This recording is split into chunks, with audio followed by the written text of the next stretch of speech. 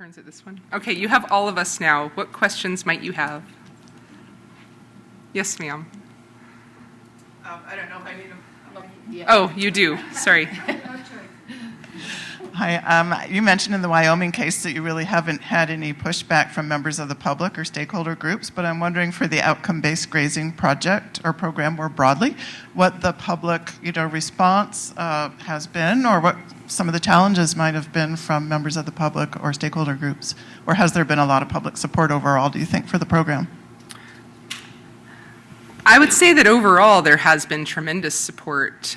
We've had some FOIAs, some Freedom of Information Act requests from various environmental groups, but I suppose that's nothing that's unexpected, So we haven't. By and large, we've been met with incredible enthusiasm from all of the stakeholders that we're long overdue for these conversations with. So.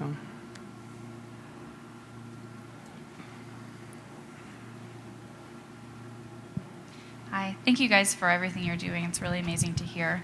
My question, I guess, is for all of you, but specifically also for Catherine. Is the outcome-based grazing program, are you guys using that to meet kind of restoration and regeneration goals as well as to better meet the BLM standards that have already existed, like utilization rates and things like that? And then is that uniform across the demonstration sites, or is it more focused for each area? Does that make sense? That was like 10 questions. Sorry. Okay. Are you guys monitoring for regeneration as well as to better meet the standards that already exist? Right. So what the goal is, on this broad scale is to build a process, but not to build, we're trying to get away from prescription. And so by all means, we want the objectives to be holistic in nature and to include, restoration and regeneration where it's needed, where appropriate, and I forgot the rest of your questions. That was it. Or I guess the second one was whether or not you have goals overall with outcome-based grazing, like improved water holding capacity, right, whatever, or if it's more site-specific within the demonstration sites. Yeah, it needs to be site-specific, and you called utilization a standard. Shame on you. So, but so what I would say is that RMPs, the larger resource plans are still the location for offices to set their tone for what they are desiring to do on the large landscape, but the objectives that these projects define need to be, exclusively identified for the project area, because they're not going to be achievable through that project if they're over there, so. Oh, we have one back here.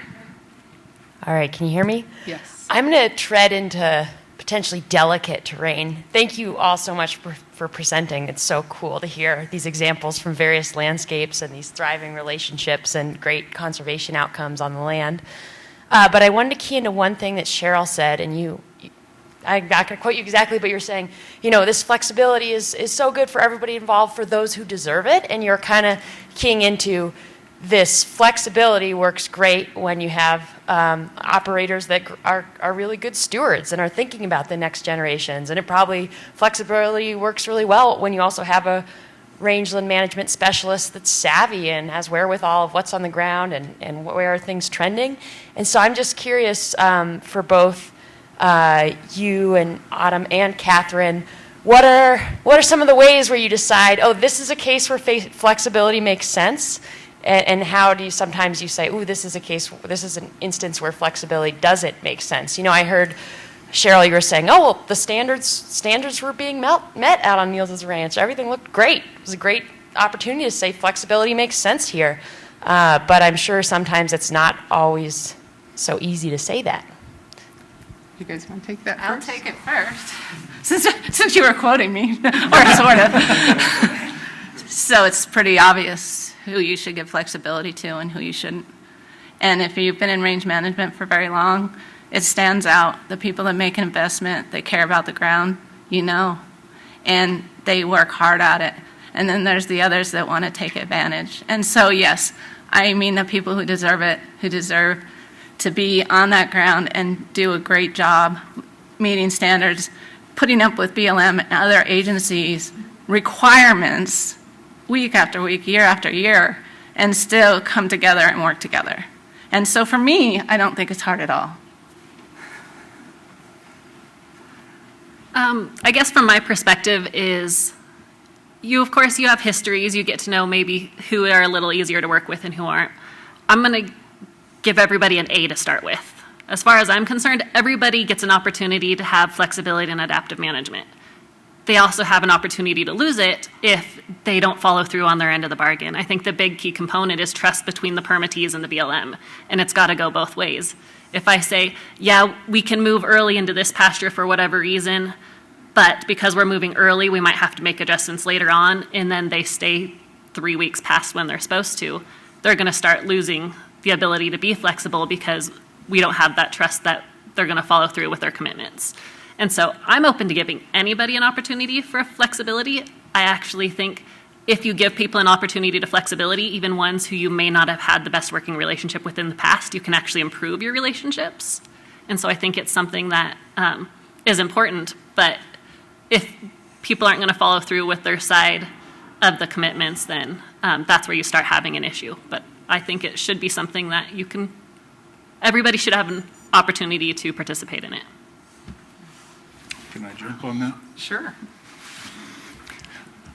I haven't had a good opportunity to ruffle any feathers, so I'm going to take it here.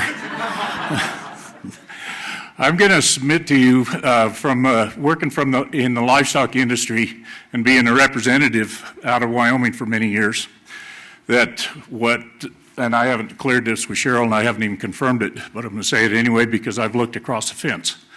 One of the biggest problems we see coming is not the long-time operations that have been in place. Some of them are slow to change. Some are resistance for various reasons. Most of the time is finance, but they're willing to change it if we can help them a little bit, and the industry's working really hard on that.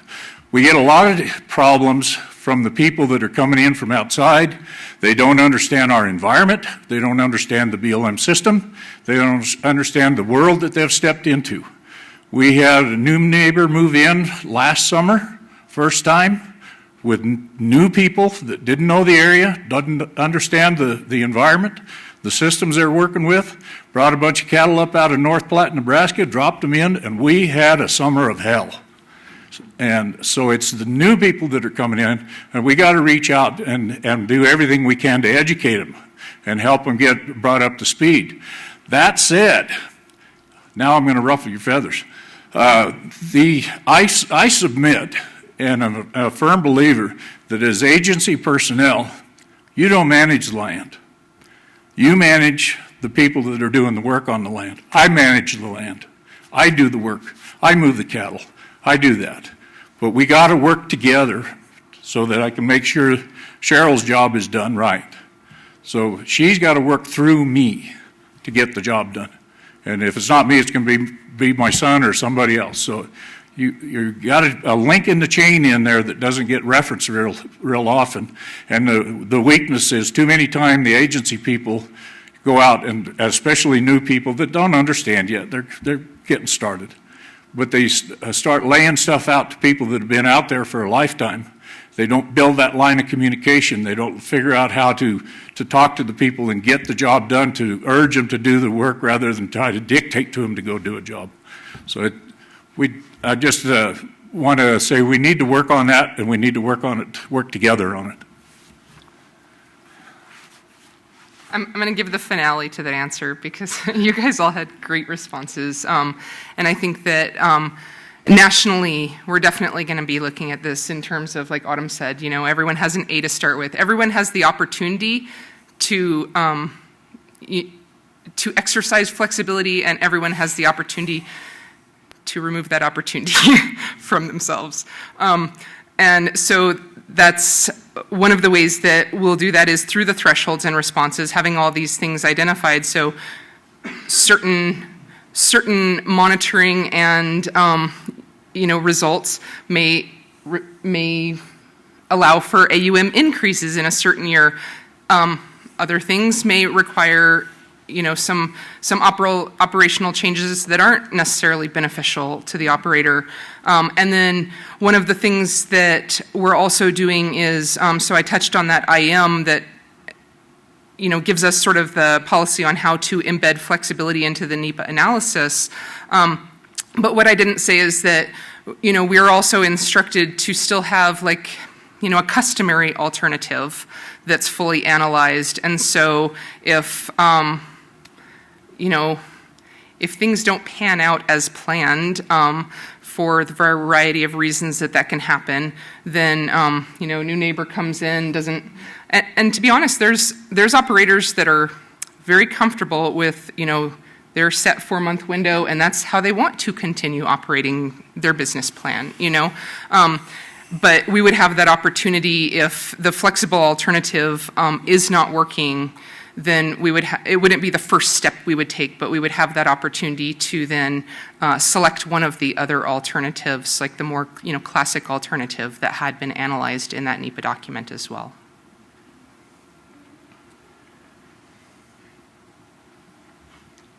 I can ask a question that I hope I already know what you're going to answer, since I'm doing it on 40 allotments with 50 permittees as it is. But do you have to be part of this out-based grazing program in order to be doing some of this flexibility? And what's your name? No, I'm just kidding. No. I work in Nevada. No, you don't have to be one of the 11 demonstration projects to be implementing flexibility. And I can't even remember now if it was April or Cheryl that said this, or Autumn, sorry, got the wrong season. But, sorry. And now I lost my train of thought. But the point of the story is that the regulations already give us the opportunity to do all of these things. All of the demonstration projects that are involved in outcome-based grazing right now are all being, legally done through the current regulations. Nothing stops us from being innovative right now, but also nothing necessarily prompts the innovation. And so what we want to do is lay out a more understandable process for flexibility to be implemented on a larger scale by a variety of people, as opposed to just, the innovators here and there. Can I add to that? Absolutely. I'm so sorry. I think we can do flexibility and adaptive management under current regulation. We have done it in a lot of our allotments. I think some of the issues we face are, it's hard, it's long.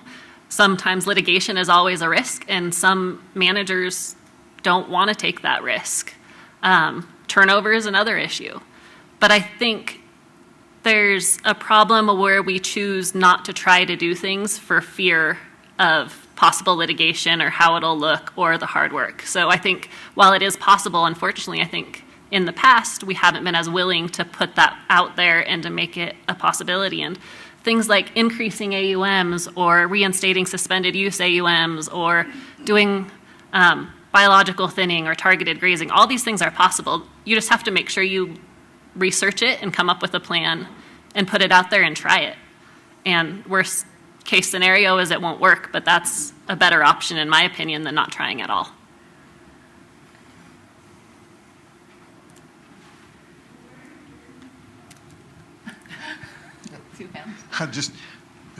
Is it on? Yeah. I'll just provide a little context and to think about this moving forward. In a lot of cases, we're still using the same types of management methods that we used, say, 50 years ago. Since that time, we've had invasive species crawl all over the place in the West. We've got changing weather patterns. We've got animals that use the ground differently than they used in the past. And this whole idea of doing what we've been doing the same way, given these massive changes over time, and expect everything to be, okay and cool, is just ridiculous. You know, flexibility is the key to success in any enterprise, whatever that enterprise may be. And so, you know, as you move forward with this, doing things in an being held to inflexible terms has consequences. And often those consequences for the resource are bad. And so, you know, it's great to have great, you know, permittees and innovative permittees, but we're really, yes, you're giving them the flexibility to do things, or giving them the flexibility to be flexible, I guess maybe is the way to put it, I don't know. But it's really the whole infrastructure that is going to require flexibility in order to move into the next several decades. I don't know if any of that makes any sense or not. It does to me. I'm a little goofy, but that seems to me to be the context that we're working in, and we're trying to find our way through this matrix that it's really a paradigm change in the way that we perceive the world, and that's not easy. And for a lot of people, it's impossible. And for a lot of entities that have business models built on litigation and fighting change, it's tough. And it's hard. Like you said, you guys said it's hard, so I'll shut up here. Just to kind of elaborate on what you said, you talked about a paradigm shift. And I think historically, unfortunately, the BLM and a lot of agencies have moved from really working cooperatively to, we can make this decision. We can choose to drop the AUMs, or we can do this. But that doesn't necessarily mean having the ability to do it doesn't necessarily mean it's the right. And I think we went through a period there where not working with your permittees, not having an annual meeting, at the very least an annual meeting, or talking and building those relationships is the biggest issue. Because once you can get on the same page with somebody and you can really work through those issues, you can solve a lot more problems. And you can do it together, and there's a lot less conflict, at least in that relationship. And I think that's a big part of what needs to happen more. There's a question right there. Oh, okay. I was just going to say also, Barry, I think that what you say is correct in that it is a paradigm shift, and it's, you know, the early adopters, the part of it is not, I mean, it's not inventing anything new. It's making it available for the people that aren't thinking of it on their own. So. I think that I'd like to add too, to echo what you said. You know, I already have permittees that want to be in the program, and so how it expands from here, I think, could go a lot of different ways. And I think getting this conversation started and getting different permittees signed up for more flexibility and thinking outside the box and doing good management on the ground in real time can really get us going a lot faster. So my hope is this program evolves and expands to across the West, but especially in our office, I have several people that there's not like a waiting list, but there's a waiting list. And a lot of people want more flexibility. Some people don't, but a lot of people do. And so we need to make it as easy as possible and not time consuming, and the right thing to do. On the topic of flexibility, first I'll open this by saying, this has been the most excellent presentation of the whole conference for me, so thank you. This has been very good. But on flexibility, so, you know, flexibility brings in trade-offs. So some reason I think historically agencies and sometimes producers became inflexible about things because it was easy and secure. So the hardest thing, so I come from a cooperative extension and NRCS background. So been working with, you know, the early adopters most of my career. But sometimes that flexibility has got to make the relationship between the land manager and the agency staff complicated in sorting out some of the details. How do you successfully navigate, or you've got to cultivate a relationship, right? So what are some of the good steps, the good methods to advance towards each other both ways in establishing that kind of good working relationship that can overcome the difficulties and challenges? I'll go. I think first off, you have to meet with them. That's going to be your basic thing. I think also both sides need to understand that it's not simple. I don't know, any ranchers think ranching's simple and secure. There's things that have to be addressed on both sides to make it work, and you have to have a willingness to do that. I've also found that not just having my first instinct be no really helps. My job as a range con isn't to force permittees to do something. My job as a range con is to help them do what they need to do within the confines of our policies and regulations. And while some people would like our regulations to be very black and white, they are filled with gray areas. And sometimes it's just finding the right way to fit in what they need, and being willing to listen and have those discussions. Sometimes it is a no. Sometimes we just can't do that, but maybe we can provide these other alternatives that'll get us to the same endpoint. And so I think having that dialogue and that discussion to really try to find alternatives and to talk with each other and work as a team to get the same end result, because I think ultimately we do want that same end result, is key. And I will say that, sorry, you can. He was, Okay. but you go. Okay. I will say that also, not only is the BLM permittee, relationship, open dialogue, and trust a really key factor to, to building the common ground to build collaborative objectives. But also there's value, and James can attest to this if he wants to, but there's also value in building larger collaborative groups than just the permittee and BLM, because we are, working with a landscape with a variety of resources and needs. And I guess if everyone can enter that room with an open mind and look for ways to get more information instead of jumping to your immediate no, then it's amazing how far we can go with just changing the mindset that we enter that room with.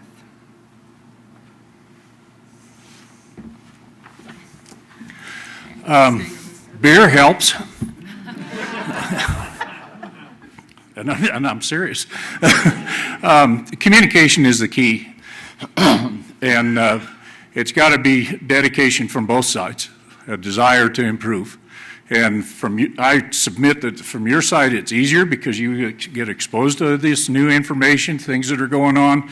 The guys that are sitting at home and hammering out and don't have time to get away or not willing to get away to go to a state cattlemen's meeting or a county meeting, it's hard to get the information to them to where they have a comfort level to be able to say, I want to go try something like this.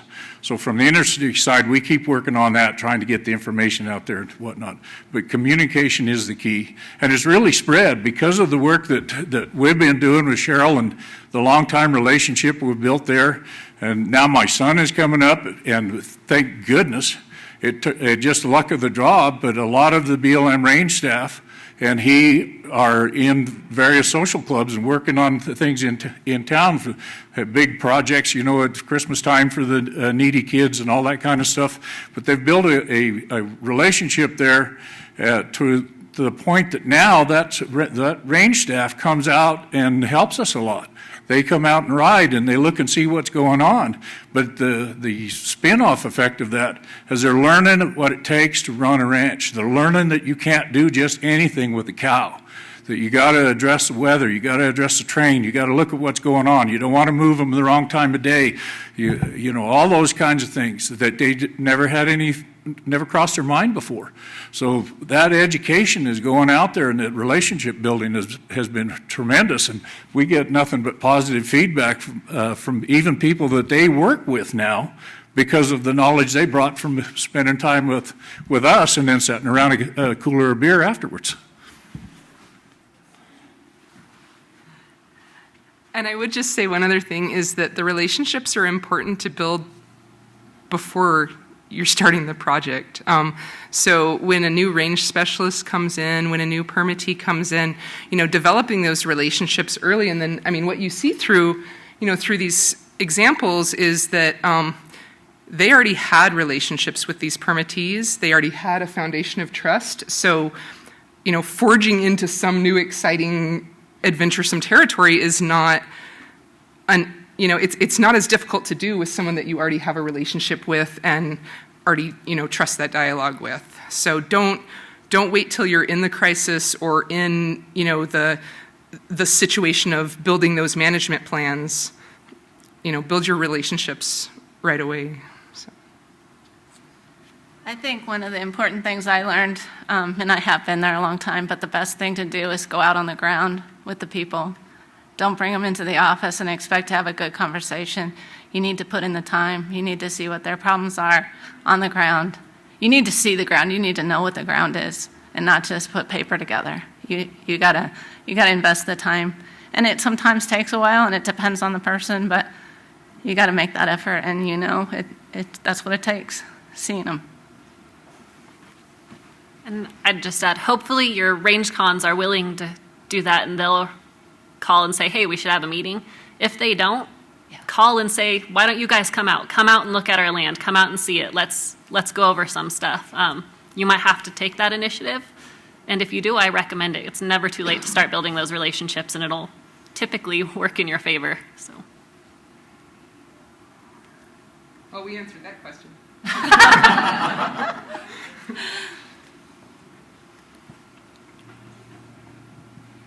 It's just striking me that our medical system is also outcomes-based, in that our physicians look for cues that are your symptoms of what you might be suffering and try to target a specific outcome that you've agreed on with the patient.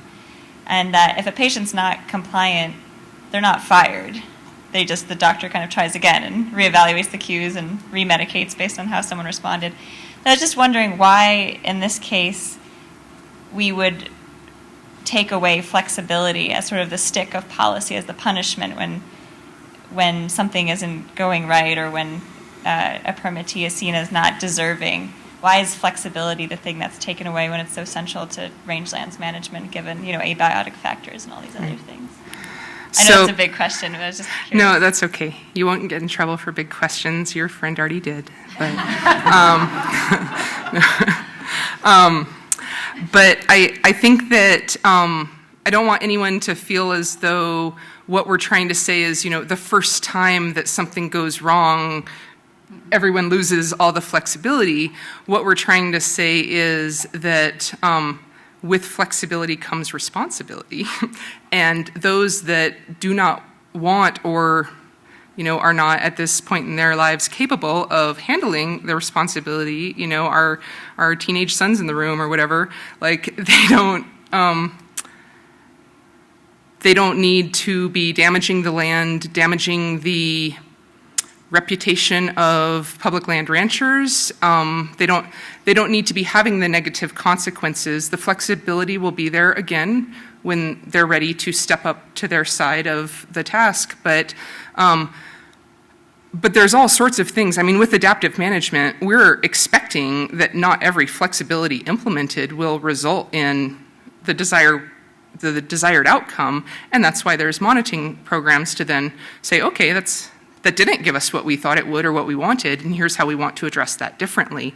So it's not as though every failed attempt will result in no flexibility, but it will be, repeated. When people repeatedly, call Cheryl and say, oh yeah, I'm coming off next week, and then a month later they're still there, or, if it's ordinarily blatant. But then isn't the solution of retracting the flexibility the same as saying, well, you're a 50-year-old male white person, and so this is the medicine you'll be prescribed, instead of it kind of takes away the entire approach that's so well developed of being sensitive to the actual landscape, and sort of throws the baby out with the bathwater. Well, and to some degree I can... Oh, I'm sorry, she needs the microphone. I was wondering if taking away flexibility is similar then to trying to diagnose or prescribe medicine based on someone being, a 50-year-old white male, rather than using the approach of looking for the cues, the ecological cues that we've decided are important to measure in order to do outcomes-based grazing, rather, in this situation where you have someone who's not compliant, basically. Okay, and so I'll use the example of how we are expected to have another NEPA alternative that is more, a classic, more prescriptive alternative. And that alternative is still legally required to be responsive to any ecological deficiencies that we find through our range health evaluation. We're still legally responsible for building a management plan that responds to those conditions and those needs, but then we will be, and this is kind of where we are now, or where we're getting away from, the pendulum swung back to where, we can enforce an April 15th date, we can enforce October 12th date, those things are, they're more structured and tangible in a way that takes away some of the disagreement that people may have when we're talking about some of, the monitoring or the conditions or the, the more qualitative components potentially. Can I say something about the monitoring? Absolutely. So she's right. We are held to range on health standards, no matter who or what is going on out there. That's the basic premise. The outcome-based grazing has some additional requirements. One of them is huge, cooperative monitoring. It's very difficult to get some permittees to want to monitor. I have several that I can't get them to. They're just like, no. So I think you have an investment. And so if they want flexibility, they need to help us do our job and monitor, and it's part of the program, a part of a requirement of the program, but you got to have an investment. And so everybody doesn't just get handed flexibility. You have to be able to show that you're going to turn out on the right dates, you're going to be monitoring, you're going to be working cooperatively for rangeland health. And I think most ranchers do work for rangeland health. It's just that sometimes we don't communicate it very well. And like I said, some people, I don't know how many permittees like to monitor, but in our office, I think the number is 5% of the permittees. And I don't know if that's true in other offices, but it's a struggle. And that's a requirement of the program. So it's going to be challenging. But like I said before, if we can get the ball rolling and people see motivation and improvement and the flexibility and everything going, hopefully mostly good, then it can expand. And we're all working together. So I just wanted to address something you said. You implied that flexibility was something that we can kind of hold over their head and say, you need to do this or we're going to take it away. And I think if that's the perception, then we're already missing the mark. Because if that's how the permittees are feeling, then we're already not having that communication. Flexibility is something that can be taken away, just like AUMs are something that can be reduced. Doesn't mean it's the right choice, but if you're not having those discussions and you aren't feeling like you're working well together, then you need to sit down again and go over what the issues are, where the misunderstandings are, and try to build that relationship. Because I don't want to hold flexibility over somebody's head and say, hey, if you don't do everything I want you to do, we're not going to give this to you, because I don't think that is the right way. I think it is going back to the 50-year-old patient and saying, okay, you have a problem with this. Maybe it's because some of the other things the medication causes, so maybe we can work within that and find a different solution. So looking at flexibility as something to be taken away isn't any better than how some agencies have looked in the past, that grazing is something that we can just take it away if we want to. And so I think we need to make sure we change that mentality and go back and work with people. And even with the monitoring, monitoring is difficult, especially if you're monitoring for SMART objectives. You have specific ways you have to do it. You have specific protocols. It's time consuming. Sometimes that doesn't work. Some permittees may not be able to do that. But you know what? It's pretty easy to take a picture. Photo monitoring is also a type of monitoring that can be helpful. And so finding those solutions to solve those problems, I think, should always be the first step. The last step is, I guess we can't do this anymore because we have an obligation to meet our rangeland health standards, and the choices that have been being made aren't making those. And we're done sitting down at the table and we can't come up with any solutions. That doesn't happen very often. That's a great point. Hopefully we don't have any or many situations where the office would use flexibility as a hammer, because I agree it's not, that would be to the detriment of the range. But we all know and have dealt with people over time that are not receptive to change, not unwilling to do things a certain way, and have a track record of not living up to their word and their commitments. And those are the people we need to work on and communicate with. And I'd submit to you that if you don't have an unintended consequence once in a while when you're working with rangeland, you're not trying hard enough. It's not a bad thing. Look at it, address it, do it, make adjustment to correct whatever happened, let it heal if there is such that much damage, but it'll come back. These rangelands are tough. They're a lot tougher than we think they are.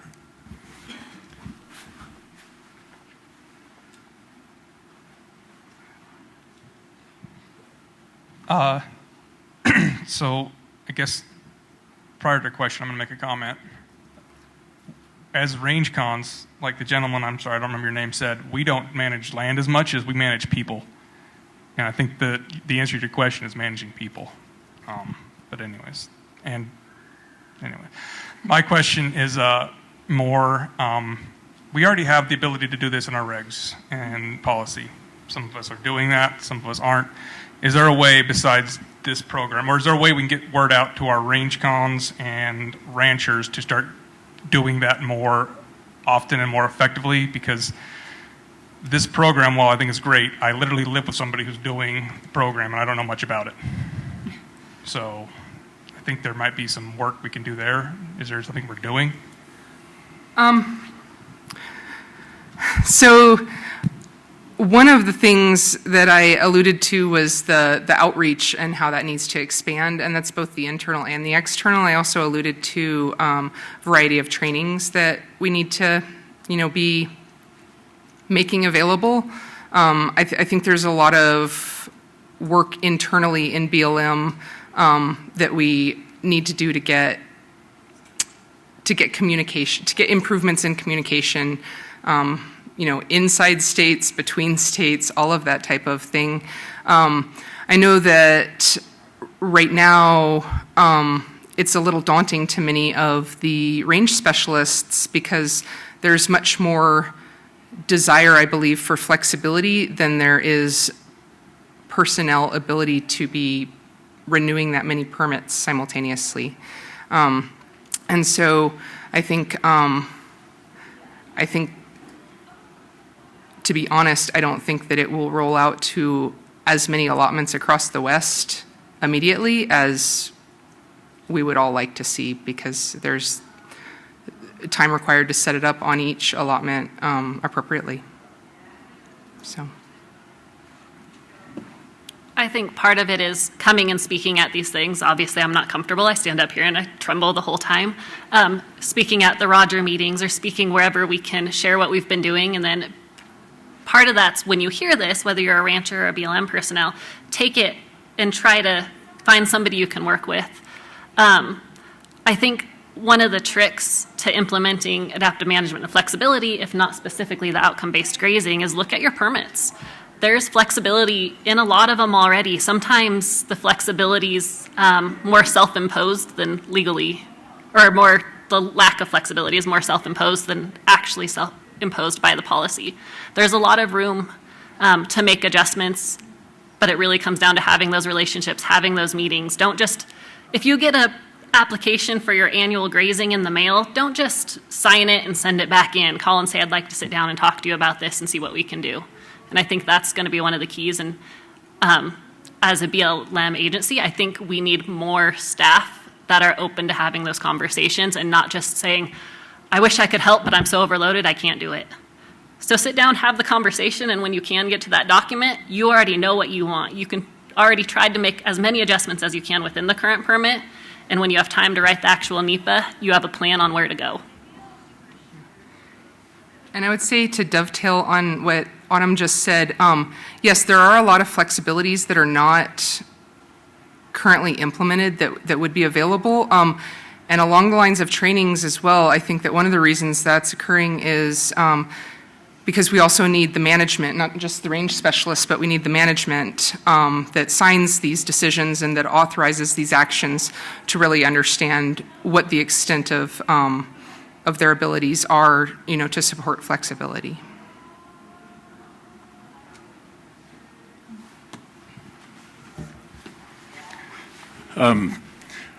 We as collectively have continue to have the problem of getting the word out and getting people to understand what's going on.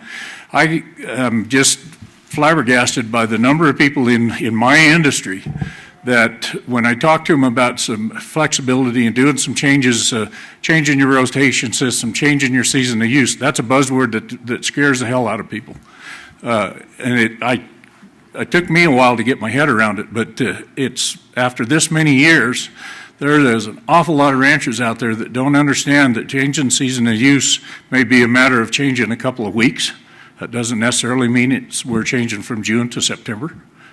And there's just a lot of these basic things that we need to sit down at the coffee table and explain to them so they start building a comfort level. And then a lot of these things would move forward a lot faster. Okay. You're talking about outcome-based grazing under the current grazing regulations, which go back to 1995, and at this very moment, there's a scoping period for going forward. Is the potential EIS and the alternative that will go forward, if you can project, is it to open things up more as far as flexibility, which it sounds like everyone here would be a proponent of? Now, I know part of it is to increase permitting or efficiency, part of it is centering around land health, but as far as grazing regulations, is it the idea is to kind of open up more flexibility? Like everyone's said, that this is all possible under the current regulations, but I think that there's clarification that can be used in the regulations. And I mean, one thing is, our current regulations, circa 1995, discuss AMPs. We have a 1.5-page policy guidance on AMPs. What's in an AMP. I think we can probably update that effectively to 3 pages at least. So,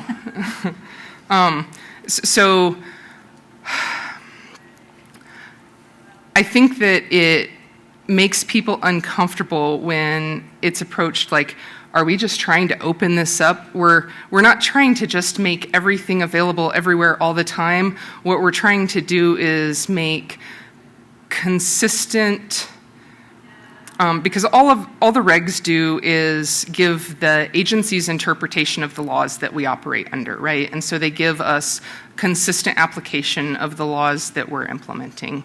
And so right now it is obvious that there are certain parts of our regulations that, although they may not be intended to, they are stifling approaches and they are restricting abilities. And so I think that there are ways that could be improved.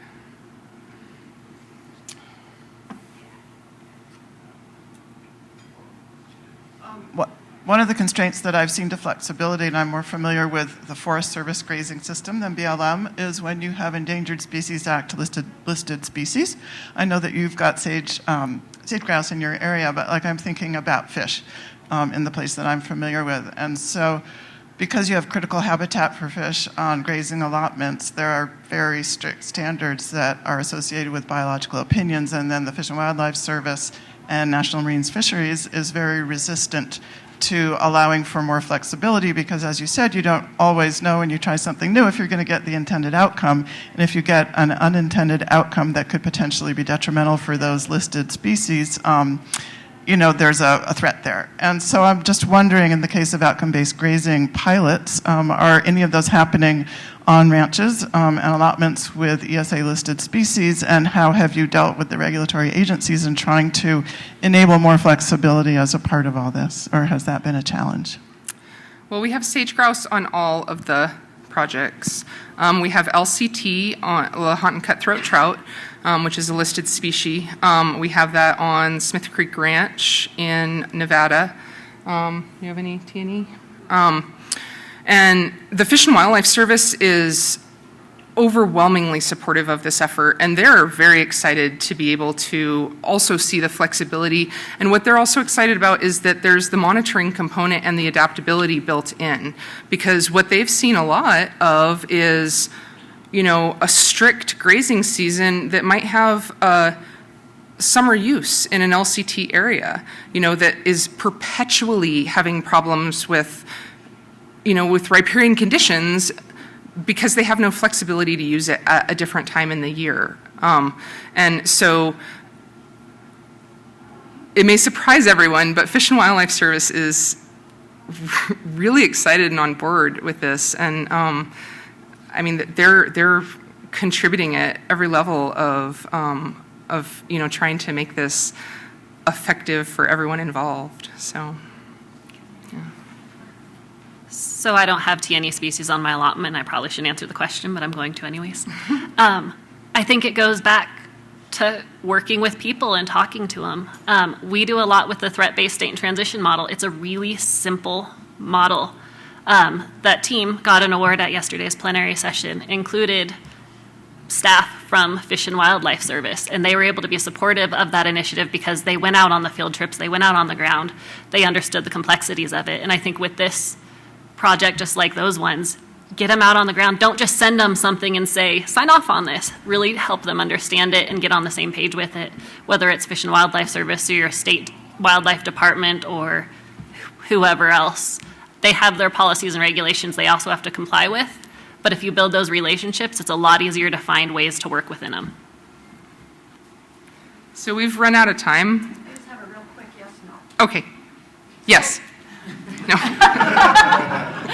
Is this only for BLM, or we have a Forest Service permit? Does this transfer to Forest Service at all? The Forest Service aspires to someday have this. Not currently. I would say sit with your Forest Service range connons to see what flexibilities you have. Sit down and just say, what flexibilities do we have? Is there anything? And just try that. And I don't know. Yeah. They were just sitting behind you, but they left. Well, we want to thank you all for coming and for your engagement and enthusiasm with this really important national project. So, thank you.